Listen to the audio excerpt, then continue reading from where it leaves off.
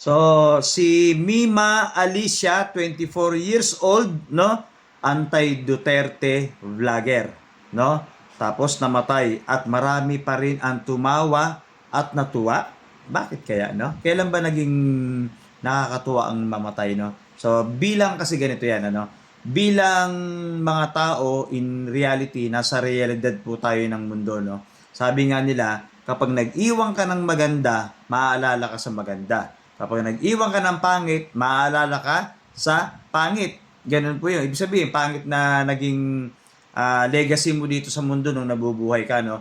So sa pinili kasi na niche or yung pinakang master na vlog ni Mima ay yung magkundina, komentaryo sa bawat nangyayari sa gobyerno. So ano nga siya na parang political vlogger kung tawagin siya.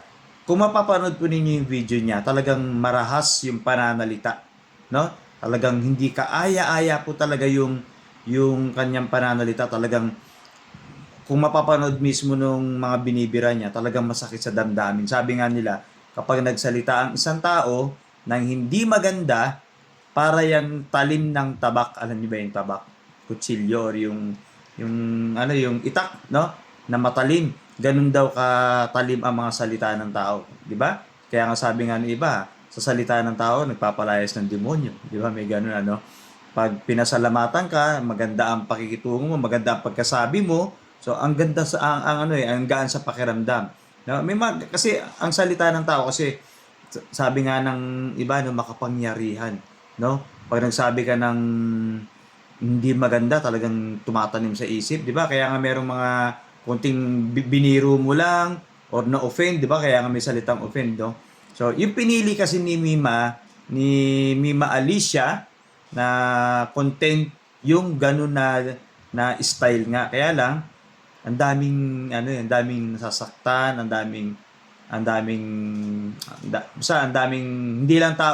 hindi lang mga tao pati mismo yung taong pinatutungkulan niya dun sa kanyang vlog, no? Maraming sasaktan kaya maraming spekulasyon kung bakit namatay si Mima Alicia, bakit ginawan siya ng krimen na gano'n pero although meron na rin ang mga pulis, so paubayan na lang natin sa kanila. Pero unang-una kasi, ayun nga bakit nga maraming natutuwa? Kasi nga, dahil sa iniwan niya. Dahil yung sa paraan ng pagbablog niya, nasabi, buti nga, nawala na yan, buti nga, ganyan. Kaya bilang realidad, ganun ang tao No, mas naaalala po yung mga maling ginawa kumpara dun sa tama. No, kaya lang, kung mapapanood nyo nga yung video niya, talagang kakaiba yung video niya. Talagang marahas, masakit nga, matalim nga siya magsalita, no? Kaya marami natutuwa. Yun ang realidad ng tao No? Kung nag-iwan ka ng magandang alaala, halimbawa, itong tao na to, napakamatulungin ito, sayang, kawawa naman, di ba? Pag wala kang biglaan, kagaya nung isang sikat na basketballista na nawala na lang nung nalunod, di ba, no? So ano yung iniwang alaala? Maraming nang hinayang, maraming nalungkot. Bakit? Kasi mabait, mapagmahal sa pamilya, sayang yung galing, 'di ba? Doon naalala siya ngayon na marami pong nanghinayang. Kaya nga maraming tumulong dun sa pamilya Dahil nga iniwan na legacy or ang iniwan nung nabubuhay pa yung tao, yung gandang asal, yung talento, yung galing niya, yung mapagmahal sa pamilya. Kaya maraming sumimpatya sa kanya na mabait itong tao to, nakakapanghinayang naman. 'Di ba? Dalawang mukha iniwan ni Mima Alicia. Ano yung iniwan niya? 'Di ba marahas? Parang sabi nga nila nakarma. Pero hindi po sapat na dahilan ngayon na kumitil ng buhay ng tao.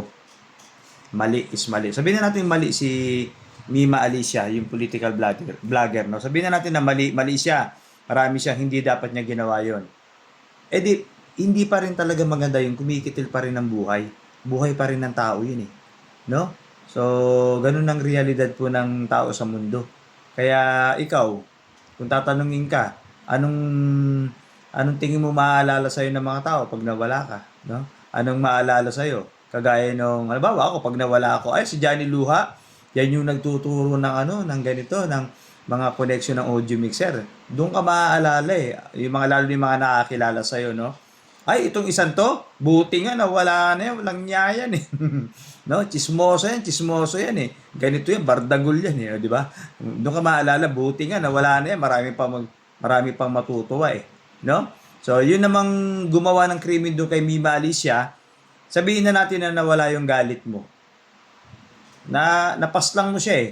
So may dahilan kaya mo pinaslang. Sabihin na natin na galit ka dun sa isang tao or binayaran ka dahil sa pera. Dahil sa pera. Pangalawa, kung galit ka, nawala ba galit mo? Mas lalong naging lumiit ang mundo mo. No? Sayang yung buhay, sayang yung ilang taong ilalagi mo sa mundo kapag nahuli ka. Yun ang mahirap doon. Yung buhay ka pa, hirap na hirap ka dun sa loob ng kulungan. Hindi pa yan nararanasan eh. Kasi pag naranasan na yan at nandun na sa kulungan yan, doon yan malalaman na ang hirap para sa loob. Ikaw ba dyan, Luan, nakulong ka na? Hindi po. No? Napapanood ka lang sa mga dokumentary. Sa mga dokumentary ko nakikita yung hirap at sitwasyon na nakakulong. No? Kaya bago kayo gumawa ng krimen, pag-isipan nyo muna, lalo na po yung mga hindi lumalaban ng patas sa buhay. Yung mga nagnanakaw, no? Mga nangu-hold up. Sabihin na natin naka-hold up ka.